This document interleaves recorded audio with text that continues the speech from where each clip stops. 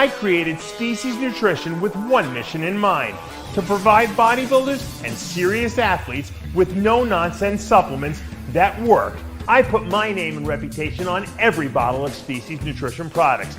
If you want to be your absolute best, join the evolution.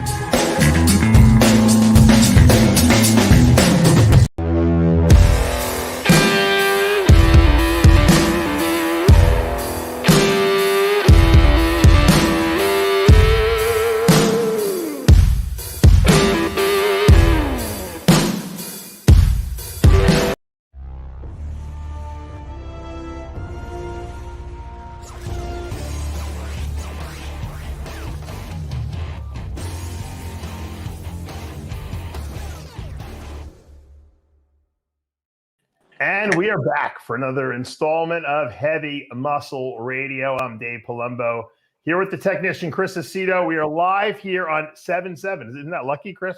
Is it 7/7? Yeah. Last 7. I've been on vacation 7 days. Yeah, Lee Priest's birthday was yesterday. So How old is he? 52. 52, can you believe it? Yeah, he was the 19-year-old phenomenon back in the days of Gold's Gym. And now yeah, I've told the story many times when I thought Jay was the man, and Jay went out to LA and he's like, I saw this guy, this kid, he's like 5'4". Ed brought him over and he was talking about how good he looked, and I'm like, the first thing I said, well, what's his legs look like? And Jay said, crazy. And he said his arms were like cartoons. Yeah, he's got some great arms. I thought my arms were starting to look good, Chris. I'm like, I'm training like at the gym in Montgomery, Alabama. I'm like, I got some cuts in my arms and everything like that. And so we're training on like Sunday, and goofing around in the weight room at the hotel. And then Lee fucking rolls his sleeve up, and at 52, his arms are still they're like 24 inches, Chris. Still, still. Yeah, Lee was one of the freakiest. I just saw a picture of Lee from. Yeah. He's probably like 24 years old. He was crazy. Yeah, but you know what? That's just, when you see someone like that at his age, and he doesn't even, the guy is like on hormone replacement, and he's got 24-inch arms still. I mean, that's genetics. You can't beat that. You mean he doesn't know the exercises to pull it out? It's crazy.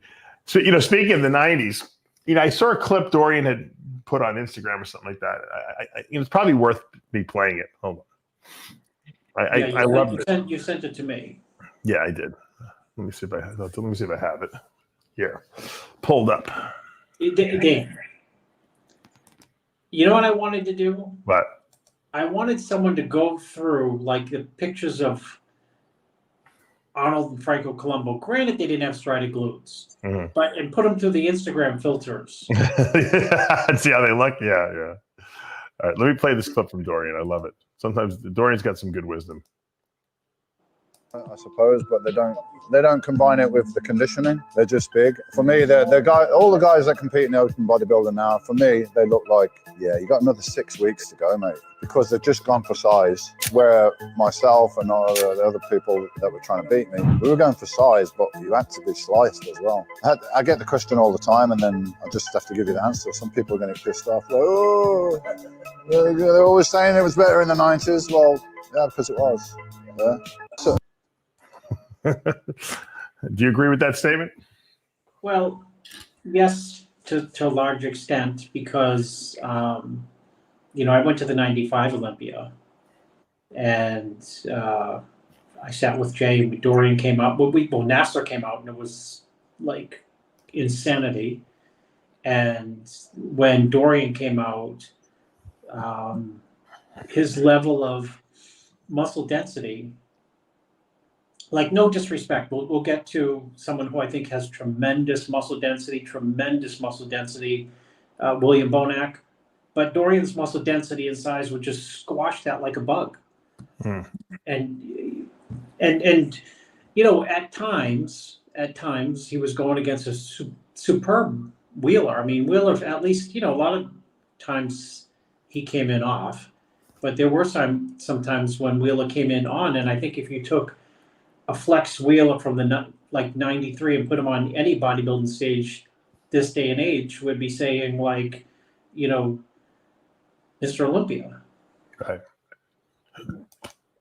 I mean, that's not to say there's not a lot of great bodybuilding Olympia. I think if you just take Dorian at his pinnacle and put him in the Olympia this year, he'd just be too much. He was so grainy up close. It's hard to explain to people how he looked because the pictures tell a story, but they don't tell the whole story. He was so freaky in person.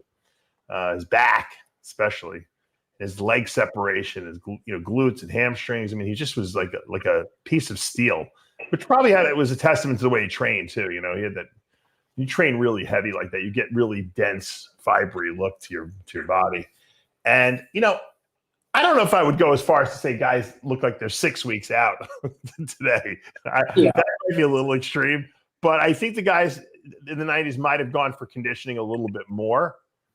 And but I think that a lot of those guys had really good structures too. So if you're a little smaller with a good structure like Wheeler and like Cormier and those guys had, it looked better. You know what I mean? I think you didn't look as small. Whereas if you're a bigger structured guy and you may come down a little too much, sometimes you lose it. And we were just talking before the show about the guy you helped, Amir, who placed third in Portugal. We're going to talk about that in a minute.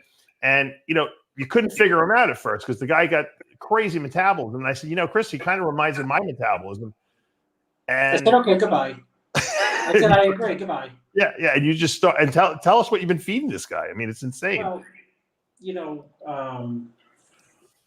everything's like a contradiction of what you should do. So, going into the New York Pro, I think I had him on Dave, every day was like 2 burgers, 2 fries, and they're not like little hamburgers. It was just, that was on top of like carb after carb after carb after carb. And like a day before, well, maybe we should cut out, burgers and cake and fries like the day before the show. And I did. And it wasn't the right step. And I mentioned it to Dave, and Dave summarized it in 2 seconds. He said, Chris, he reminds me exactly like me. You can't cut salt with him. You can't cut water. You can't cut food. You can't cut nothing. Just let him eat, because Dave said my body was, if I cut salt or cut water or cut sugar or cut, burgers, I'd fall apart. And I said, that's it. That's the formula. And that's what I've been doing ever since, is just like, he's not dieting. That's for, he's training. The good thing though about doing that, Chris, is that this kid can do show after show after show after show. And it's not going to wear him down because he's not depleted, No, he doesn't do any type of depletion. And so his body's, fresh from show to show. But this is unfiltered. We kid about Instagram filters. This is the way he looked. That's wacky. The day before the show, so to get it, And you know what? He looked flatter than this on stage. That's the funny thing. Yeah, he might be better here than he was on stage, and he was really good on stage too. I learned even more for this show. I just know weight, and it doesn't matter what you need to do, so long as you get to that weight, it's a better look. It could be ice cream and cookies, so long as you get to the weight. It's like a temperature, and you know what I mean. Like it's literally like a temperature outside. You're like, oh, the perfect day is, nothing else matters. All you need to do is get to a certain weight, which is probably 122 kilograms, because there's 120 and a half. Mm-hmm. At the show, right? That's it. Doesn't matter what he eats to get there. You're right. It's does that not reflect your physique to a T? No, it does, and it's exactly what I did. When I was competing, I realized that I had to do the burgers, I had to do the fries, and I couldn't cut back. I couldn't cut that shit out. If I did, I completely faded, and I just acknowledged that that's the way it had to be. And that's what it did. Let's pull up some of this footage from this IFBB Big Man Evo Pro in Portugal, where Nathan Deasha wins here. And let's take a look. There's Amir on the right, Bonac on the left, with Deasha in the middle. Break it down for us, Chris, what you're seeing. an apple, an orange, and a pear. You know, Nathan's got the big pecs, big shoulders. Amir's got, I would say, the best condition on stage. Well, I know he has the best condition on stage. And Bonac has got his own, you know, his own unique bells and whistles, the density, the glutes, the back. I think where, let's say, Bonac and being compared to Nathan, you'll see, I just had a Biden moment there. When he's According to the scorecards, Nathan had straight ones across the board. Yeah. I actually really like Bonac here, but I see that Nathan's bigger though. Yeah, Bonac looks tremendous.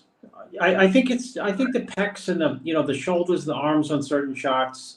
Yeah. Kind of your eyes goes to the fullness of Nathan. Nathan got his really got his waist under control. He was a little out of control the last time we saw him, and I felt like his posing was better, and I felt like he was more tapered. He was harder, but he wasn't softer. You know. Yeah, I thought he looked better here. I thought he looked better here than the most recent show that he did. I think his abs and thigh shot says it all, because the last show was just like a wash. Didn't look that good. No, he looked like he was having trouble with the mid-side. Here's another really good shot. Let me pull up another really good shot. I thought this was saw this on Instagram. This was a good, this looked, and I don't, you know, it could be filtered. I'm not sure, but it looks like it's kind of unfiltered. And I thought this was like a really good shot of the both of them just standing there. And you know, the winner is the bigger guy, really, is what it amounts to. I think it boils down to that. That shot probably sums up the entire show. Yeah. Because you can see where Nathan is really full in the pecs and the shoulders, buys, tries. Yeah. And that you know, most muscular, when it comes to competing against Bonac, I mean, if you're going to get beat by Bonac in the most muscular, you're going down to the mat. You're not going to win. No. So I think he beats Bonac here in the most muscular, and that's probably, you know, what gave him the edge. Because you know, you could say that Bonac has a better back double. You could say Bonac has more muscle density, which I think he has both of those. He has crazy side chest in terms of maybe not the pecs, but just lots of tie-ins. Yeah. But Nathan has a very small waist too, you know, which people don't realize. You know, when you see that width compared to the waistline, I mean, that's a really Nathan has a long torso, and he's probably the only person in the sport who can get away with it, because a long torso would kill anyone else, but he has such full pecs and shoulders that it really, on the front last spread, it doesn't matter. Right. And on the front double, it really doesn't matter, because there's the fullness up top. Like, if he didn't have that crazy size in the chest and the shoulders, you would be hearing like, oh, you know, you have a long torso. Right. So the fact is he does, but it doesn't hurt him in the lineup, because he's so round up, you know, up top. Yeah. And he's very emotional too, Nathan, when he won. I imagine because the guy's gone through a lot of turmoil over the last couple of years. He's such a good guy. I love interviewing him. I love talking to him. He's really, you know, got his heart in the right place. You know, he had to fight the authorities during COVID to keep his gym open. He had the guy can't get to the U.S. because he's got visa issues, you know, with the Olympia. I mean, we think of some of these Iranian guys like Beirut can't get. Nathan's from the UK and he can't even get here. So it's I hope we see him in Vegas for the Olympia this year. Really, I think it's finally it's his time to get his due. And you know, he won a great show. It was a tough battle. You know, I wanted to say one thing, and I want your opinion on this, because I don't understand. You have these pro shows, okay, with tremendous competitors. The lineups have been very good. And obviously the bodybuilding and fitness community are, you know, on the edge of their seat. They want to know who won. They want to see pictures. And we're all scrambling around on Instagram looking for one grainy picture after another, trying to find some evidence that there was a show held today. Why is it that, think about all the money these promoters spend on shows with all they got to fly, you know, people in, they got to like put them up, they got to like, you know, do this and that. And then, I mean, they spend so much money on the sanction fees and the prize money. why can't they? And I'm not saying to bring me.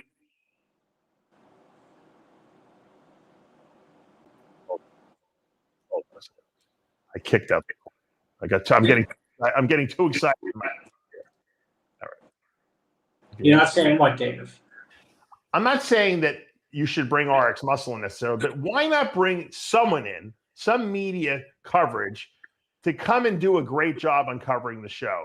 Like Weinberger had us at the New York Pro. The Arnold people open up the doors for us to cover the Arnold Classic.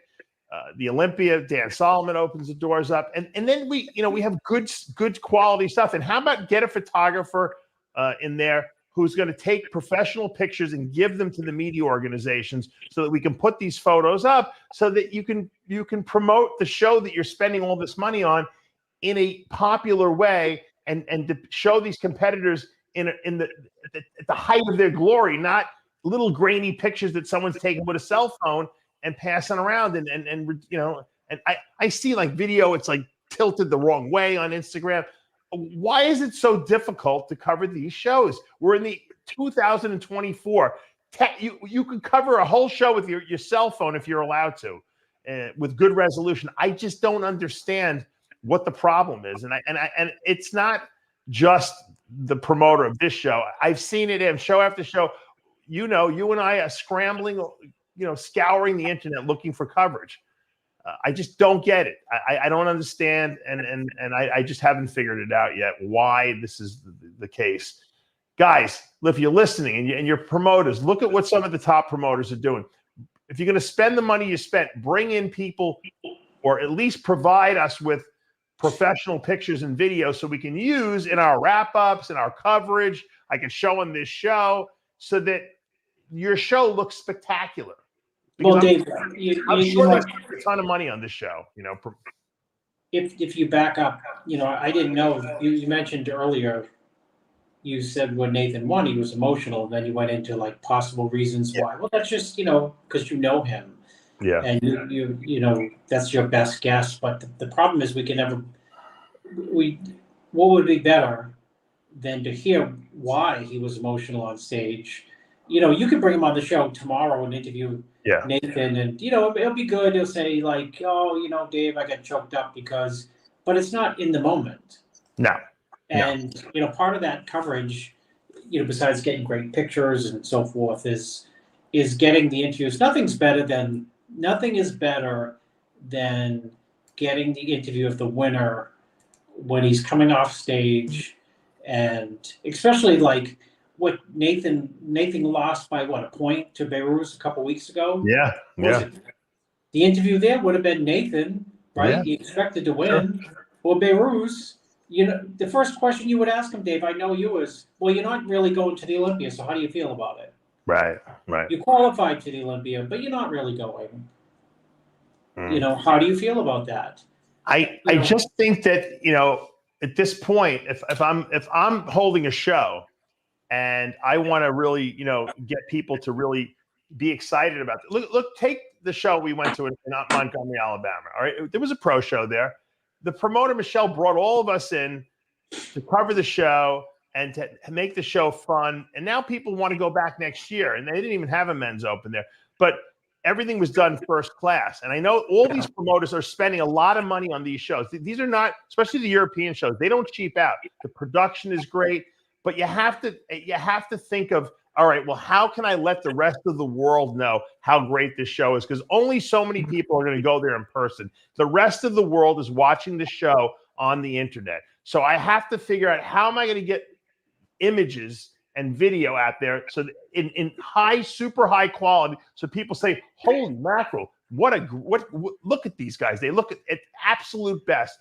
In the old days, there was photo shoot and magazines. So you'd do a show, you'd get the next morning, you'd show up at the photo shoot, you'd get all these pictures taken, plus the magazines would have professional photographers in the press pit taking pictures of the stage. And when you saw that contest report in the magazine, it was unbelievable. It was like a Picasso photo of yourself, because you were shown at the best of your best. And we don't see that anymore because there are no magazines. So I think it's the onus of the promoter to ensure that the pictures get out there. that's only going to help your show, guys out there. And take a page out of Dan Solomon, Arnold, Steve Weinberger, and some of the other great promoters out there that make these, invite the press and make it available, for us to see, us meaning our fans, to see what's going on there. So yeah, I mean, I agree with you. I think Jim Mannion said, come to our show. You could film the guest poses. We came there and filmed all those guest poses. Yeah. Same thing. I mean, he gets it.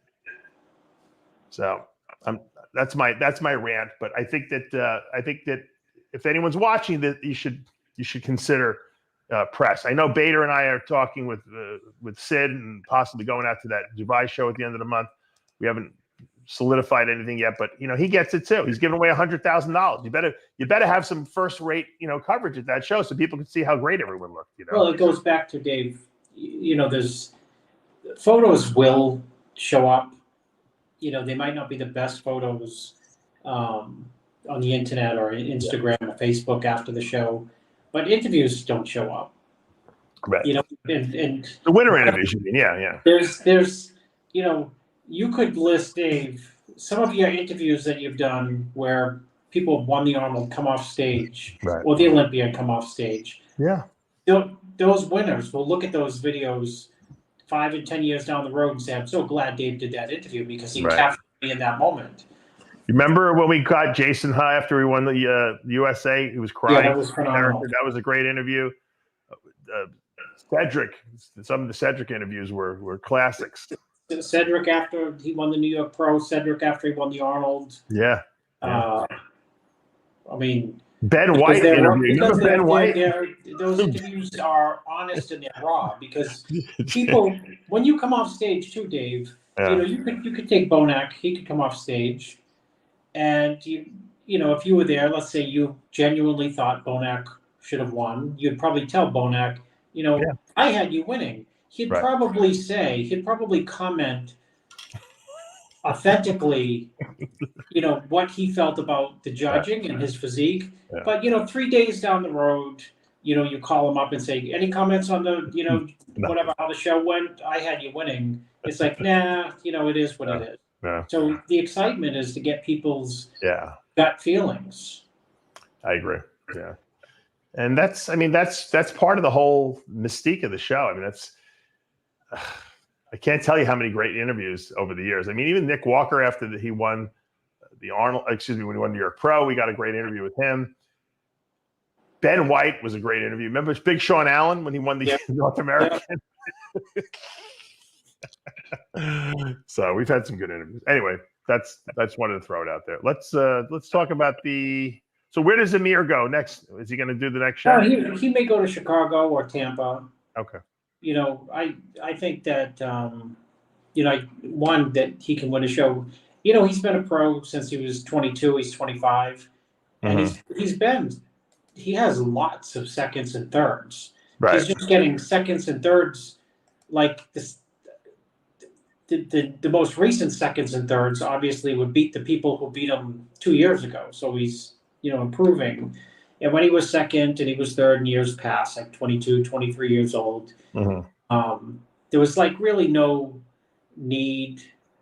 dire need to keep going and try to win a pro show during that contest year because, you're going to go with the Olympia and stand on stage. But I think he should, keep going and look for a win because he needs to be on the Olympia stage to experience that, to, charge your battery for the entire next year. Right. And I frankly think I'll tell you this, he's 25. This guy is going to be extremely impressive in 18 months. I think I've only seen him improve every single show at this point. So. Yeah. And he's got the body like your body, Dave. You know this, and I know it. I mean, it's not a secret. It's hard to improve when you are in some type of medium or caloric, low calorie state. Right. 3 weeks to this guy in like this type of condition, he can eat and gain another legit 2 pounds of muscle just from keep training and keep eating. You know how when you're in like that perpetual growth cycle when you're young, you feel like you're growing meal to meal even though you're dieting? Yep. That's him. You're right. Let's talk about this classic physique winner, Stefan Matala. I love this. I had to pull this quote up because I don't know who said. Did someone call him an Instagram bodybuilder at some point? What's that? Did someone call him an Instagram bodybuilder at some point? I don't think. Let's see. Someone must have said it because they quoted him as saying not bad for an Instagram bodybuilder. So someone must have said that to him. But guy's a freak, Look at Good, very good balance, super conditioning. Conditioning, unbelievable. Well, I think these are a little bit filtered, Dave. Yeah, you're probably right, but I'm 100% right. But he looked great on stage because yeah,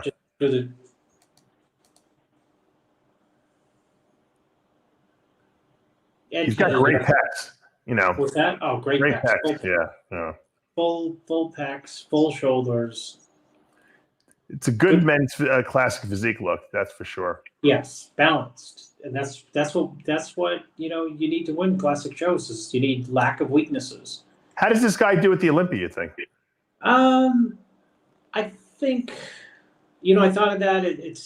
There's just so many good guys, top 8, so it's going to be hard. Guys are big. They're not. It's not that he's not big, but there's guys would have to go down through the list, Dave. Guys who are 8th, who are bigger and just as hard. So he'd have to sneak in on somewhere in a higher call out based on his lack of weaknesses. So you don't think he's ready to take that next step up to the top 6 Olympia? Not yet. Okay, that's valid. I'm asking your opinion. That's all. Who would you equate him? Like, who would you compare him to in the division now? Well, I'm searching for pictures. I don't know, because he's got his own unique. That's what's impressive about him. He's got his own unique look. Nothing is overwhelming. And nothing is like overwhelmingly strong compared to something else, and there's no weaknesses. So it's hard to say where he plays, but I think the back is not that wide on the back double. That might be an issue. Standing relaxed in the lineup may be an issue, maybe.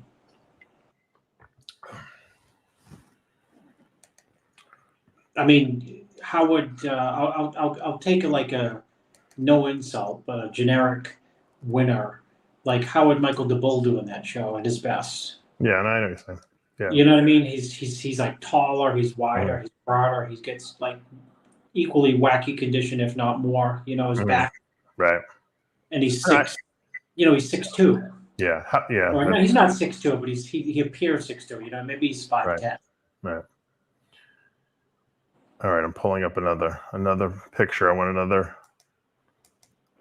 another opinion here.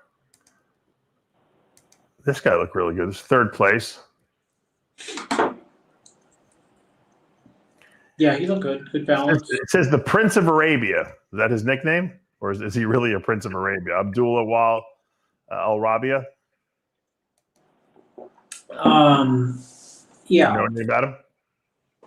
I don't know anything about him. Where's he from? Yeah, I guess Arabia. That's just the Prince of Arabia. He may be, yeah. Let me see what he wrote here.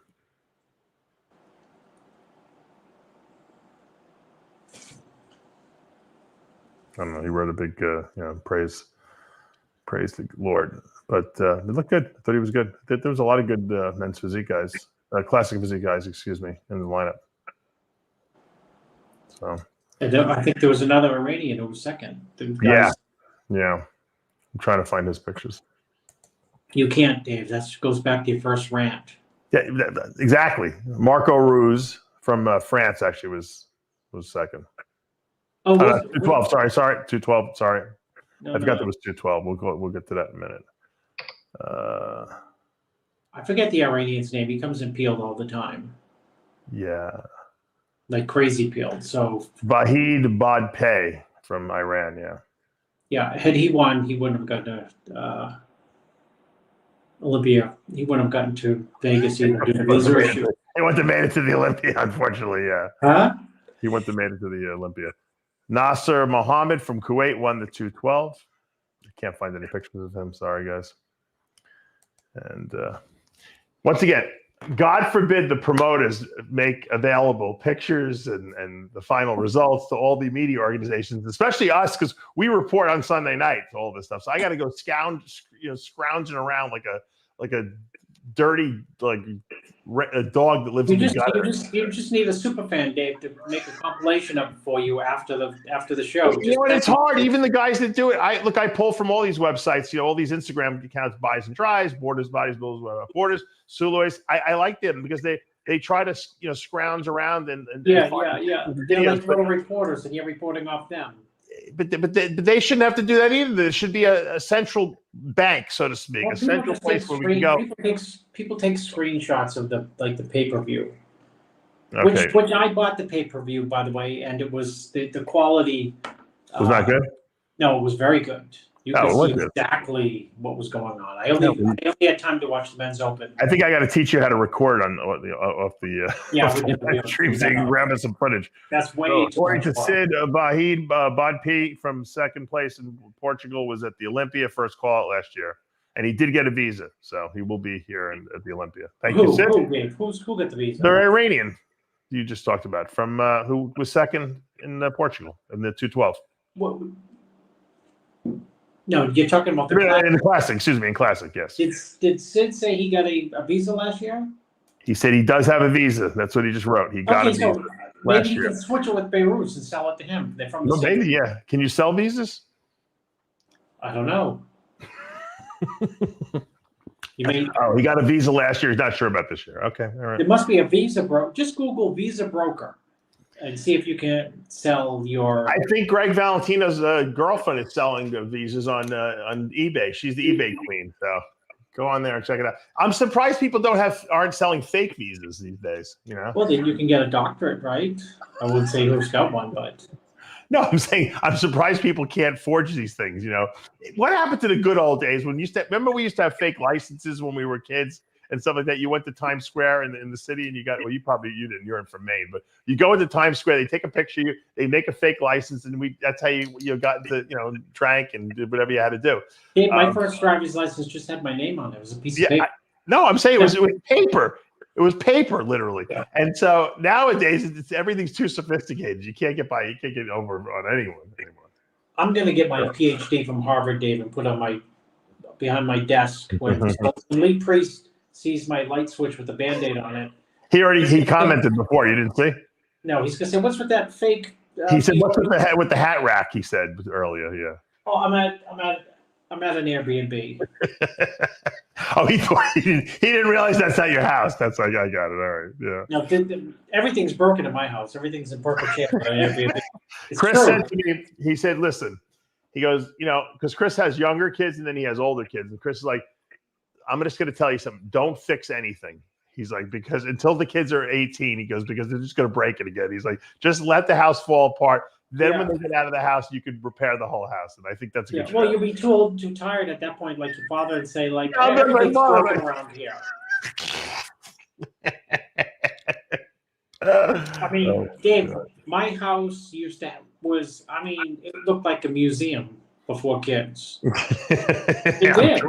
It did. It was probably perfectly clean all the time also, right? If there was if something there was scuffing around like closet doors, I'd bring in the paint around and paint everything.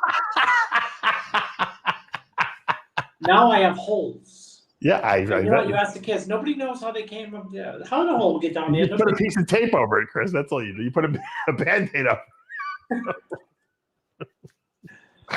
Oh my God. You can't make this shit up.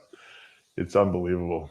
But yeah, that's How much? Do you know how much money they gave away for this show? No, I don't know how much it gave away. I would love to go to the Portugal show. I've never been to Portugal actually. Yeah, and they're probably getting ready to kick expats like Americans out because there's too many European, too many Americans going to contribute to their housing crunch. They're having a housing crunch too. Oh, there. Maybe you should go buy some property there. It's probably not too late. I guess not. It's never a bad time to buy property. No. You know, people go like this. Oh, it's going to crash. Well, so what? It's going to go to New York City 20 years ago. Do you think the price is like a less or, pick anywhere. Pick Seaford, New York. Do you think they'll higher or lower than 20 years ago? Oh, they're much. They always go up. That's what I mean. It only went down the year I decided to sell my house in Seaford. Those were the only time it went down. You jinxed it, Dave. Because we got that stupid hurricane. I should have held out a little longer, but.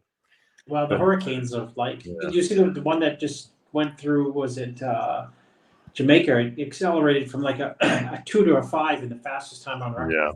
Yeah. Hopefully we don't get hit with anything. So we got Chicago coming up July 18th. I see. Tim Gardner. That'll be it. Who do we know who's in that one? I don't know. We're going to find out that one. Yeah, who's in it, Sid?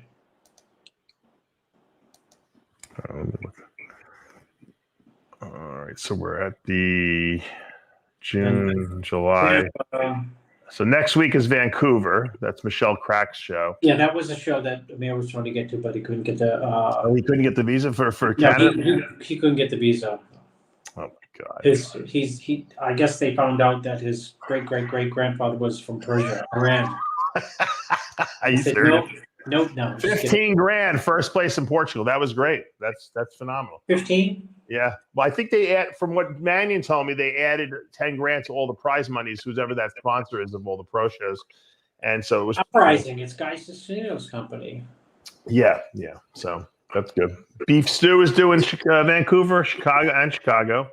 Yeah. Jordan Hutchinson is doing Chicago. Okay, that's good.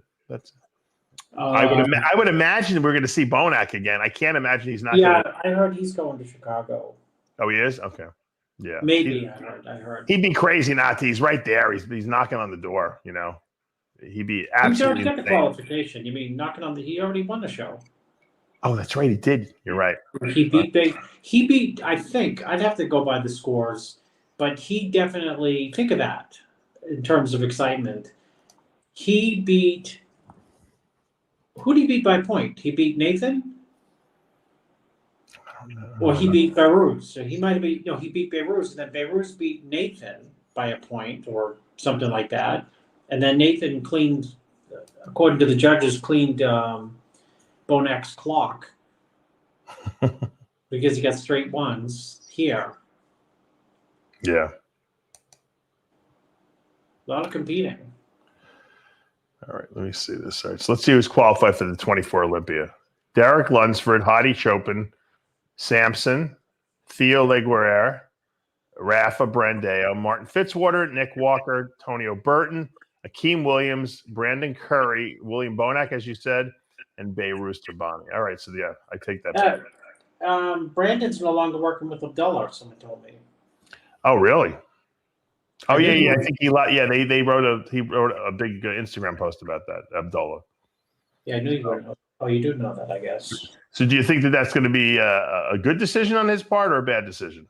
Will we see a better Brandon or worse?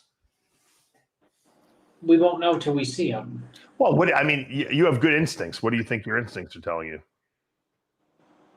We may see a better, only because we may see it better, and you'll probably see it better because when you are Mr. Olympia or you're extremely successful and you feel frustrated, moving away from a coach who, even though he coached you to winning the Olympia, so essentially switching coaches, you relight that level of motivation because you're you're with someone new, you're expecting something new, you're at that point open to change, and sometimes the idea of trying something new results in just the idea, and the focus results in harder training, better, more commitment to your diet, and a better result. Yeah. What's up, Xavier Wills? Giving his 2 cents there. What's Xavier's 2 cents? Yeah. Beirut beat Nathan, was straight first. Bonac beat Beirut, and Nathan beat Bonac, was straight first. So, yeah, I agree. This was Nathan's best, without a doubt. Yeah, his waist looked the best it's been, for sure. Yeah. I don't know what he did differently, but something definitely worked. So I agree. Xavier, good talking to you. Xavier and I recorded a really good interview. I don't know when it's going to be allowed to be released, but you'll tell me, Xavier, when we're going to release it. But it was a great interview. On everything's Xavier. I'm not telling you. It's a personal interview. He was on Iron Therapy. I'll spill the beans. So. I'll spill the beans right here. I know what it's all about. All right. Let's see. Let's go. Next topic here. How's your son doing? You haven't sent me any updates. Yeah, I'll send him tomorrow. He's 2 weeks, right? Yeah, a couple weeks. Yeah. 2 weeks. Right? The 15th, not even. No, it's like a week. No, it's not next week. It's the week after that, isn't it? The 20th? No, it's before Chicago. Right. Chicago's not this week. Vancouver's this week coming up. So but it's between Vancouver and the. What day of the week is he on stage? Wednesday. Oh, so it's less than 2 weeks. Yeah. So it's the 17th. Yeah, Amir said I should put him on 15 grams of salt, 25 liters of water, and 3 burgers a day. I said no.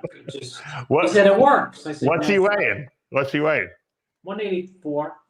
You want to send me pictures? Yeah, I'll send pictures to you. Yeah. I mean, I don't know if you want me to put them up. Not that I know anything, Dave, but no. we were in Miami. I told you that story, right?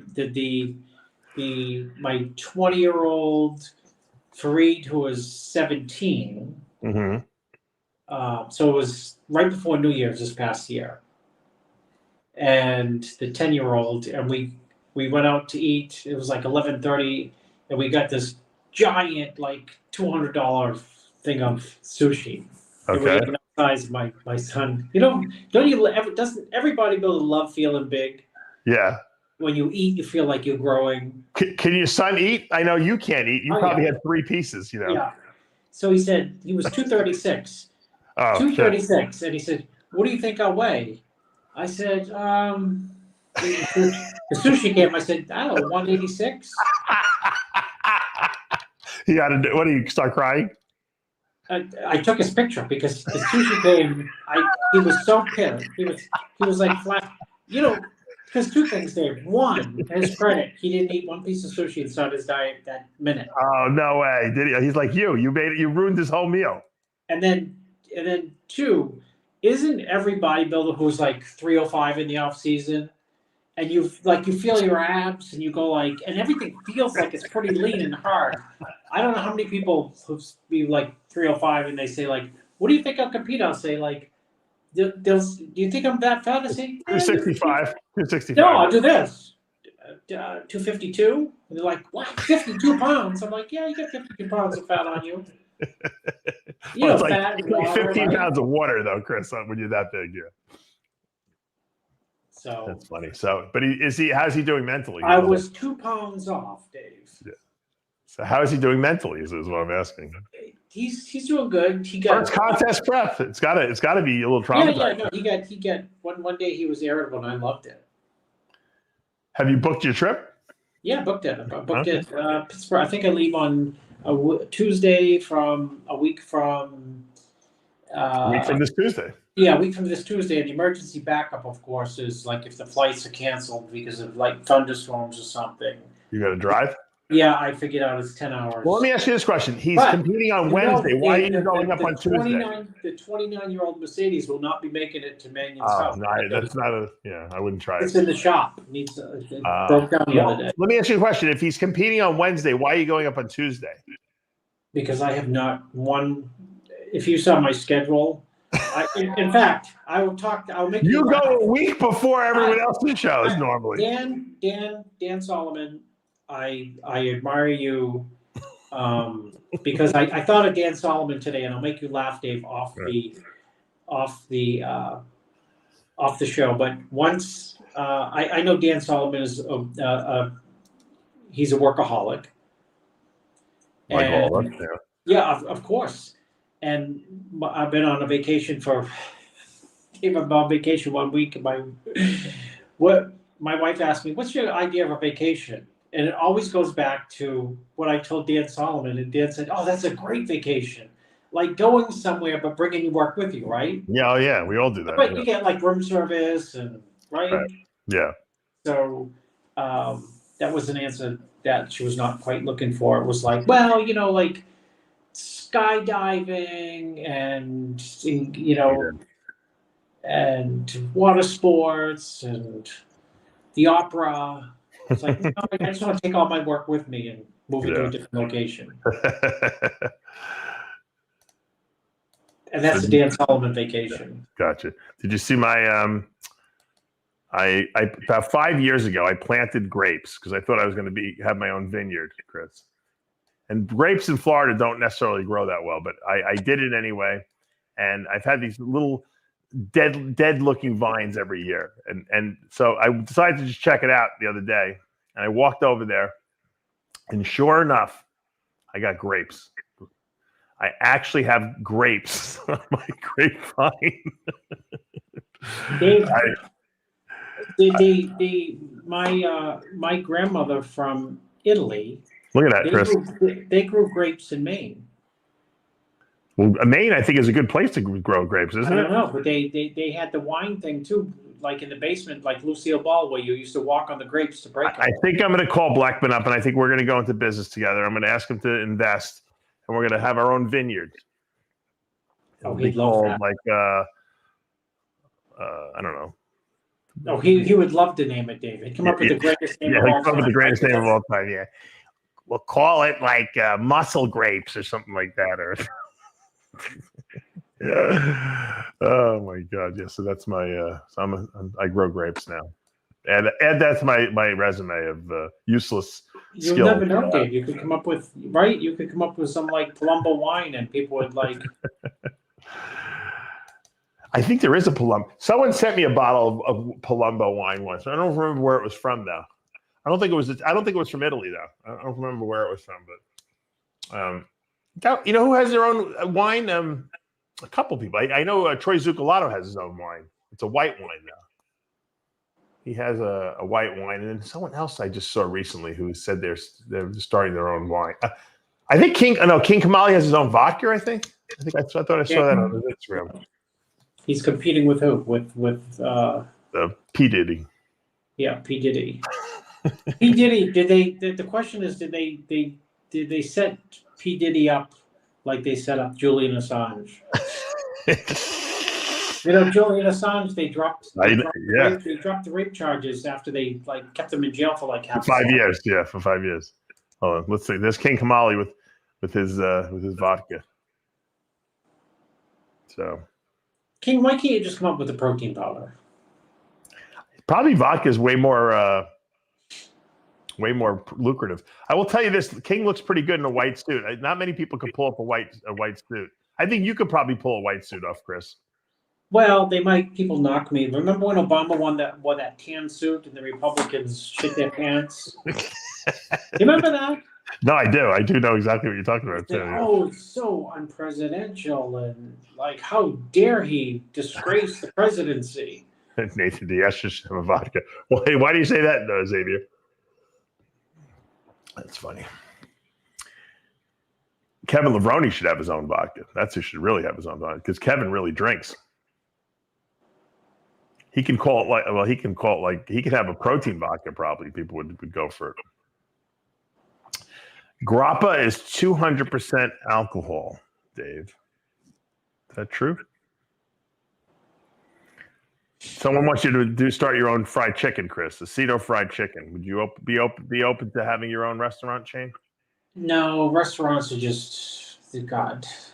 Well, you have so many buildings. Can't why don't you just have a restaurant in one of your buildings? You know. No, I rent a restaurant. I rent to a couple places, so I go in there and I don't eat there for free. I have a tab. Oh, you do? Wow, it's pretty fancy. No, it's no. I would love to. I don't think it's a very good business unless you know what you're doing. But I would love to have like my own place where I could just walk in whenever I want and just say, "Hey, make me what so and so," and you know, give me a drink, you know, and I'm just gonna hang out. I don't want any responsibility though. But Dave, I had the maintenance guy eating. So like maintenance guy would go down to this restaurant, and I would say, you know, I'd say, you know, why don't you stop over there and you can eat. You know, just tell him Chris sent you. And so it was like a 1 or 2 time event. Right. Well, one time I went and I checked my tab and it was like insane. And I'm like, what is this from? Oh, your maintenance guy was eating? My maintenance guy would like eat there every single day. Oh, I don't blame him. It was on you, Chris. Yeah, but you know what he told me? He What? said, I thought it was free. I said, it's not free. It's free to him. It wasn't free to you. I said, it's not free. I told you could go there. You could go there and eat for free when you're there working. But he was going there like when he's not. He was taking his family there, probably. Yeah, right. And he thought it was free. You know, he'd say, Chris sent me. And then look, we got him on like the 2nd, the 4th, the 8th, 13th, 15th, 18th. You know. Hold on. Lee didn't like that I said that you would look good in white, so he wanted to prove that he looks good in white too. So he sent me this. Hold on, let me pull this up here. Lee is a good-looking guy, so he can pull off anything. But there he is in white. Yeah, Lee is white. That's when he had. Remember, he had his long hair. Yeah, he had the like Australian Elvis look there. By the way, I don't know if anyone knows, but Greg Valentino had his gallbladder removed. Were you aware of that, Chris? No, you know what? I have not. I'm surprised. Yeah. That's joke of the month. All right, what else did I want to talk about? Who you got in the upcoming shows? If Amir does a show, Amir, that's it, really. You know, I don't. Did I send you the video, but with Mike Tyson telling the story about? No. Oh, hold on, let me. Which story? I think a lot of people. Did you know that remember when he was married to Robin Givens? Oh yeah, it was terrible. He said while he was going through the divorce, you know, right before he would go to his lawyer every day, he would stop at her house and they'd have sex while they were going through the divorce. And one day he went over there, and Brad Pitt was there, and Brad Pitt saw him and got very scared, very scared. Is that on video? Yeah, you hold on. Someone was great. Hold on, that was the biggest shakedown in the history of shakedowns. Oh, absolutely. Yeah. Talk about the Robin Givens thing. That's you gotta feel bad for Mike on that one. There we go. Brad Pitt, Robin Givens story. You get a little bit of a smirk on your face. Now, is this something? Brad don't think I'm mad at. I'm not mad at this guy. No way. It's just a joke. It's my life. Back then, I was getting a divorce. I was going to my lawyer office to divorce her that day, but I wanted to sneak in a quickie. So I wasn't mad at anything, you know. Doing a divorce, we were always doing every day. Before I go to my lawyer's office to say she's a pig and they're stealing, I would go to the office and have sex with her. To a house, and have sex with her. But this particular day, someone beat me to the punch. So, but before you both would be going to your lawyer's office as part of the divorce proceedings, like same day, you would be having. Right before we go to the lawyer's chef. You'd be having sex. Yeah. And then one day you go over and I guess Brad got there earlier than I did. What was your reaction when? I was mad as hell. You should have saw his face when he saw me. Oh, he saw you. Oh yeah. Tell the Brad Pitt, Robin. If you're going over to a girl's house, right? The last guy you want to see show up at the front door is Mike Tyson, right? Yeah. In his prime. Oh my God. I'm sure. But I'd like to hear Brad Pitt's version of that story. He probably ran out the back door. How about Robin Givens? Yeah, well, she was. Yeah, She just deny it. She just lie and deny it. I wasn't there. I don't even know who they were talking about. No. Unbelievable. All right. So, what else did I want to talk about? I talked about that. Lee, are you gonna grow your hair out again? That's what people are asking. I got a text message from someone. See if he answers. He still has hair. He could probably do it too. He can definitely grow that hair out. What do you think about this guy, Chris? Let me pull his picture up. I wanted to ask you about him first. I got 2 more things I want to ask you before we wrap up. Nahid Kaja, 21 years old from Turkey. Yeah, You're not doing his diet, are you? No. He's going to be doing the Dubai Pro. This guy's pretty freaky looking. That's a big jump, Dubai Pro. Yeah. I'd expect it to be stacked. Like, it's a lot of money. They're giving $100,000 away first prize. yeah, Later, that's why. I mean, you would expect like Nathan to go, Bonac to go. Yeah, if I were those guys, I'd go do it, even though they don't need it to do it. But that's a lot of money. Yeah. Look, you got what did Bonac? I mean, Nathan just got 15.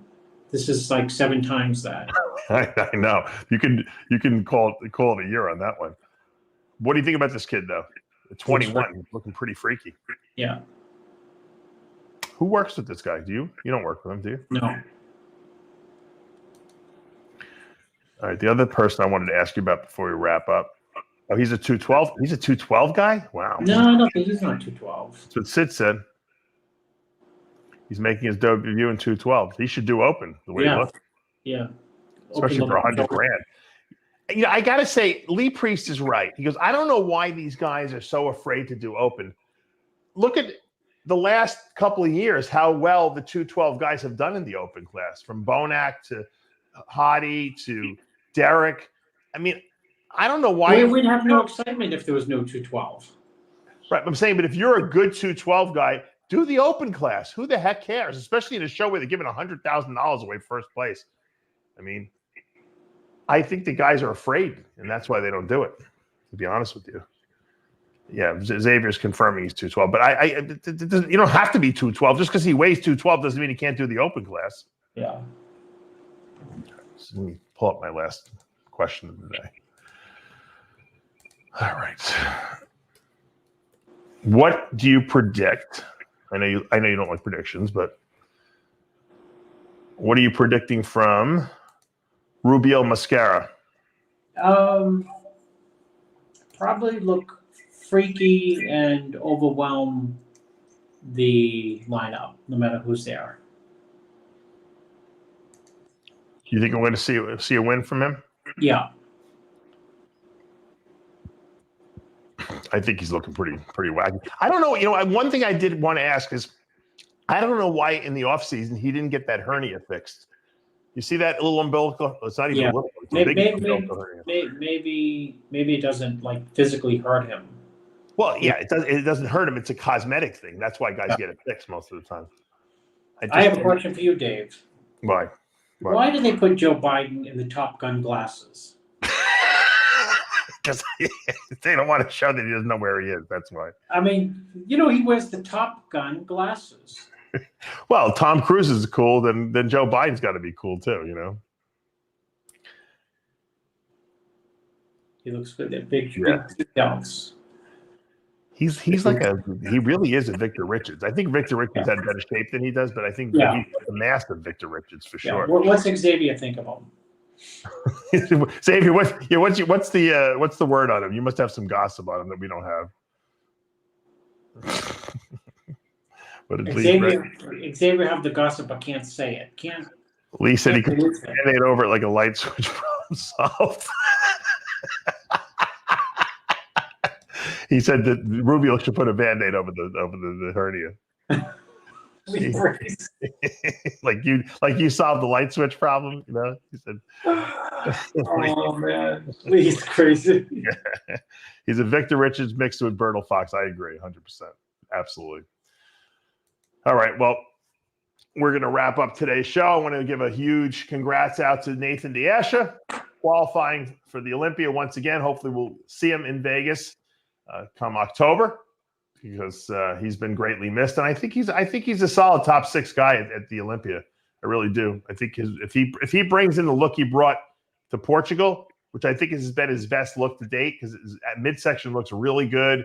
His conditioning was great. His posing and presentation, sometimes they can be a little lazy. They looked really good and polished. I think he's a top 6 guy. What do you think? I think he can be, yes. I think he can be, yes. I think Bonac can be. It's just, Nathan, Olympia judges love size. I mean, everyone loves size. Yeah. But it's kind of like a prerequisite. You know what I mean? You got to have some, and he's got it through the side chest is really shows the size that he has. It's the pecs, the shoulders, the arms. I think his legs have improved, and his conditioning's good. So, you can't count him out in terms of being, on the edge of the first call out. Yeah, I see him as probably that 5th or 6th position, but we'll have to see who else shows up and impresses the hell out of us. But for now, we are out of time. Thank you for joining us live on this July 7th, 7/7, lucky 7/7 day. And I hope you guys have a great week planned. I am going to be in Puerto Vallarta next week. Oh, what are you going there for? Get some stem cells done, and from a clinic there. And I'm going to do a whole video report. I'm going with Armand Adibi. We're going down there together to get repaired and see if any of that stuff works. And hopefully I will be able to report positively. I know Ronnie Coleman goes there all the time. I actually connected him with that connection, and he says he really feels great when he leaves there. So we're going to go see what it's all about and learn about stem cells so that I can come back and teach all you guys about stem cells and all the potential benefits of healing and all that great stuff. So next week's show will probably be from Mexico, because I'm not coming back till Monday. So they're not the dead stem cells. It was on 60 Minutes, are they? What happened? I don't know. 60 Minutes. Google 60 Minutes. Oh, they had a report on it? Yeah. Well, Mexico has a lot of stem cells, but they're dead. Oh, they're dead? Well, hopefully mine will be alive. That's one of the reasons I'm going that way, because I really want to learn about the science of stem cells. Because you want Dave? Watch Google 60 Minutes stem cells. You'll love it. I will. I got to watch it just so I can ask them the right questions when I go there. And we'll see what happens. All right, that's going to do it for this week. As we say every week here with Heavy Muscle Radio, the truth hurts. Good night, everyone. We'll see you next week.